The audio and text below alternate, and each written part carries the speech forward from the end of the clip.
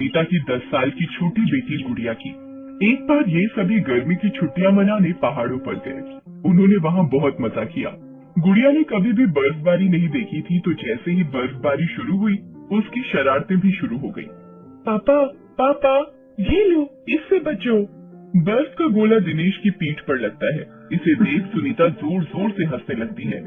तभी गुड़िया द्वारा फेंका गया बर्फ का एक गोला उसे भी लगता है। ये देख दिनेश भी जोर जोर से हंसने लगता है। ये लोग पूरे एक सप्ताह यहाँ रहे। ये पूरा समय उनके लिए पूरी मस्ती भरा रहा। एक सप्ताह कैसे खत्म हो गया उन्हें पता ही नहीं चला। एक सप्ताह बाद जब वो बस द्वारा वापस अपने घर लौट रहे थे, तभी पापा, मुझे तो यहाँ बहुत बहुत बहुत मजा आया। मुझे हर साल गर्मी की छुट्टियों में यहाँ आना है। आएंगे बेटा आएंगे। वो अभी ये बातें कर ही रहे थे कि बस के ड्राइवर ने अचानक जोर से ब्रेक लगाया। असल में बस के आगे एक जानवर अचानक से आ गया था। उसी को बचाने के लिए ड्राइवर ने जोर से ब्रेक लगाया था, लेकिन बस फुल स्पीड में थी और अचानक से ब्रेक लगने के कारण बस अनियंत्रित होकर नीचे खाई में गिर गई। पल में हर ओर चीख पुकार मच गई। पापा पापा, मम्मा मम्मा। दिनेश और सुनीता की मौके पर ही मौत हो गई। गुड़िया को भी बहुत चोट लगी। वो बेहोश थी। पुलिस वालों ने उसके चाचा चाची को इस एक्सीडेंट की खबर फोन पर दी। वो भागे भागे आए। गुड़िया की जान तो बच गई, लेकिन उसके एक पैर में बहुत चोट लगी थी और वो पैर बहुत देर तक पत्थरों में दबा रह गया था। इसलिए डॉक्टरों को उसका एक पैर काटना पड़ा। हालांकि इस घटना को 4 महीने बीत चुके थे, लेकिन तृप्ति के मन पर इसका गहरा सदमा लगा था। ना ना ना ना ना ना, मैंने कहा ना गुड़िया, रोना नहीं है। अगर तुम रोगी तो तुम्हारे मम्मी पापा जो अब इस दुनिया में नहीं है, उनकी आत्मा को तकलीफ होगी। गुड़िया, हमने कहा है ना, अब हम ही तुम्हारे माता पिता हैं। तुम्हें कोई तकलीफ हो तो हमें बताओ, लेकिन प्लीज रो मत, नहीं तो फिर हम भी तुम्हारे साथ रोने लगेंगे। चलो अब हंसो हंसो हंसो हंसो। अमूल्य और रजनी जब गुड़िया से ये बातें कर रहे थे तो उनकी अपनी बेटी तृप्ति ये सब सुन रही थी। गुड़िया के माँ पापा के बाद उसके चाचा अमूल्य और चाची रजनी उसे अपने घर ले आए थे।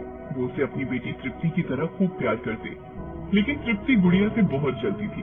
उसे लगता था कि उसके आने के बाद उसके माँ बाप उसे कम प्यार करते हैं। वो किसी न किसी बहाने गुड़िया को नीचा दिखाने की कोशिश करती रहती। जब देखो फालतू का रोती रहती है और मम्मी पापा को इमोशनल करती रहती है। मैं सब समझती हूँ इसकी नौटंकी। ये तो मम्मी पापा ने इसे सिर पर चढ़ा रखा है, वरना मेरा वश चले तो इसकी सारी नौटंकी निकाल दूं। तृप्ति और गुड़िया एक ही स्कूल में पढ़ते थे। घर में तो मम्मी पापा के कारण वो चुप रह जाती थी, लेकिन स्कूल में जब भी मौका मिलता तो वो उसे नीचा दिखा देती। गुड़िया, हाँ तृप्ति, कुछ काम था क्या? वो ऐसा है ना, स्कूल में रिले रेस हो रहा है, मेरा कोई पार्टनर नहीं है। मैं सोच रही हूँ उसमें तुम्हारा नाम दे दूं। तुम तेज तो भाग लोगी ना? ये सुनकर वहाँ खड़े उसके सारे दोस्त हंसने लगे। गुड़िया को बुरा तो लगा, लेकिन अब इसी सच के साथ उसे जीना था। एक दिन की बात है, तृप्ति ने अपनी ज्योमेट्री बॉक्स जानबूझकर गुड़िया के बैग में डाल दी और स्कूल की मैडम को ये बताया कि उसकी ज्योमेट्री बॉक्स चोरी हो गई है। स्टूडेंट्स, तृप्ति की ज्योमेट्री बॉक्स अगर किसी ने गलती से रख ली है तो प्लीज उसे वापस कर दे, नहीं तो सबके बैग की तलाशी ली जाएगी और अगर तलाशी में ज्योमेट्री बॉक्स निकला तो दोषी को पनिशमेंट मिलेगी।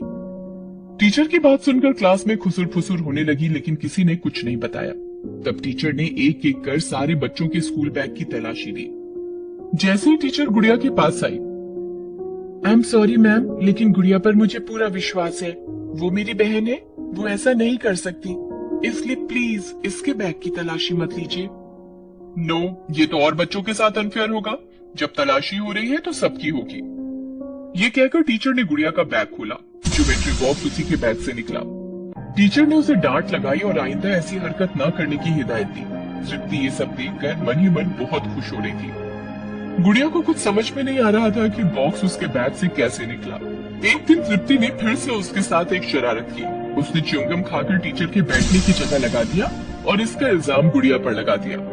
टीचर ने गुड़िया को फिर से बहुत डांटा। तृप्ति मेहमानों के सामने भी गुड़िया को किसी न किसी बहाने नीचा दिखाया करती थी। बेचारी गुड़िया क्या करती? वो चुपचाप सब सहती और अपने मम्मी पापा की तस्वीर देखकर आंसू बहाती। मम्मा पापा, आप लोगों की बहुत याद आती है। आप लोगों को भी मेरी याद आती है क्या? आप लोग क्यों इतनी दूर चले गए जहाँ मैं नहीं जा सकती? आपने अच्छा नहीं किया, आपने बिल्कुल अच्छा नहीं किया। इन सब तकलीफों के बावजूद गुड़िया खूब मन लगाकर पढ़ती। स्कूल की उन सारी एक्टिविटीज में भाग लेती जो वो कर सकती थी। इन सारी चीजों का रिजल्ट भी उसे जल्द देखने को मिला। स्टूडेंट्स, अब बारी है उस अवार्ड की जिसका आप सभी को इंतजार है। इस साल के स्टूडेंट्स के ओवरऑल परफॉर्मेंस को देखते हुए बेस्ट स्टूडेंट का अवार्ड जाता है गुड़िया को। सभी बच्चे ताली बजाने लगते हैं। स्टेज पर अपनी बैसाखी के सहारे चलती हुई गुड़िया धीरे धीरे पहुंचती है। प्रिंसिपल मैडम उसे अवार्ड देती है। स्कूल के स्टाफ और बच्चे फिर से ताली बजाते हैं। तृप्ति ने पूरे स्कूल के सामने गुड़िया को बैड स्टूडेंट बनाना चाहा था, लेकिन वो तो बेस्ट स्टूडेंट बन गई। इन सब बातों से तृप्ति जल भी गई। एक दिन दोनों स्कूल से लौट रहे थे। अचानक सड़क पर अफरा तफरी का माहौल बन गया। सभी लोग इधर उधर भाग रहे थे। भागो भागो, एक सांड पागल हो गया है, उसने कितनों को घायल कर दिया है। ये सुनकर दोनों बहनें बहुत डर गई। हे भगवान, सांड! अरे ये सांड तो मेरी ओर ही आ रहा है। कुछ देर में सांड भागता हुआ उनके पास पहुंच गया। उसने तृप्ति को उठाकर पटक दिया। वो दर्द से चिल्ला उठी, गुड़िया मुझे बचा ले, नहीं तो ये सांड मुझे मार डालेगा। तृप्ति तू भाग यहाँ से, मैं इस सांड का ध्यान भटकाती हूँ। गुड़िया को कुछ समझ नहीं आ रहा था कि क्या करे क्या ना करे। आनन फानन में उसने वहीं जमीन से धूल उठाई और सांड की आंखों में झोंक दी। इतनी देर में तृप्ति वहां से भाग गई। सांड को बहुत गुस्सा आया। वो गुड़िया की ओर बढ़ा और उसे उठाकर पटक दिया। वो बेहोश हो गई। इतनी देर में वहां लोगों की भीड़ इकट्ठा हो गई। उन्होंने सांड को वहां से भगाया और गुड़िया को अस्पताल पहुंचाया। उसे गहरी चोट लगी थी। वो 2 दिन कोमा में रही। तीसरे दिन उसे होश आया। मेरी बहादुर बच्ची, आई लव यू। गुड़िया, आई एम सॉरी। अरे सॉरी? वो किस बात के लिए?